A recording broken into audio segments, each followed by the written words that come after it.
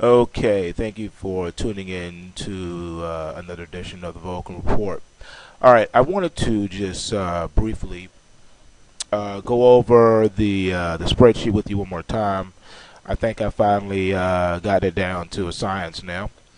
Basically, what you will see here is um, the primary buy signals will now be highlighted in green, and the primary sell signals, as you see, will be highlighted in red, and then right beneath that we have the possible pulse wave signals highlighted in yellow. All right, so that should make it a little bit easier for you to read. And I'll also go ahead and update the blog with this with a printout of this spreadsheet for you, so you can download it. But basically, when you get down to the yellow section, the pulse wave section, you notice in order to read this one correctly, the first thing you're going to look at is is there a pulse wave signal. If there's a 1 here, which it should be because it's highlighted in yellow, the next thing you want to do is you want to look at where we are as far as trend. You see we're at a 0 in this section here, which means it's a negative trend, bear market. And so then you're going to look to see where your pulse wave trigger points are. And your first inflection point here is on the buy side. The second inflection point here is to the downside. So on the pulse waves, you would place either or. You could place both, which is what I commonly do. I place both because sometimes you don't know which way it's going to break. Or you can just place the one that's in the direction of the overall trend. So because this one here, BP, is a downtrend, you can just place the 34.58 sell and be done with it. All right. If you have if you would have had a positive swing VIX in this column here, and you get this possible pulse wave, then you go ahead and place both, buy and sell.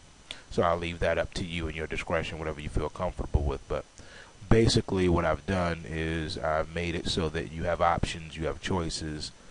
You always have something to trade every day, and just like I told you in prior videos, if your trigger points don't get triggered, then the orders will be canceled at the end of the trading day. So that's how you deal with those. So you will place orders, and there will be days and times where they're not filled, and that's good. It just means that the market wasn't ready to do what the indicators were suggesting that it's ready to do. Because remember, the pulse scan swing VIX leads the market 3 to 5 days out.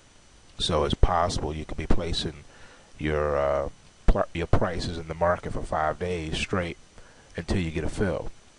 But the good thing is, once you get a fill on those pulse waves, they're pretty powerful, and that's what you're longing for, waiting for. All right, so just to recap real quick, you see on the buy list we have cotton and silver. We have your inverse ETFs, the bearish ones, the 3 times the bear, and also the pro share. So you see that here. We'll look and see. It is possible that we could really get a huge sell-off with a lot of volume heading into the close. So these positions that you see on the long side for the inverse ETFs, you may have to be prepared to hold them overnight in order to get what we're looking for. But place the stops and make them good till canceled, and manage the trade that way.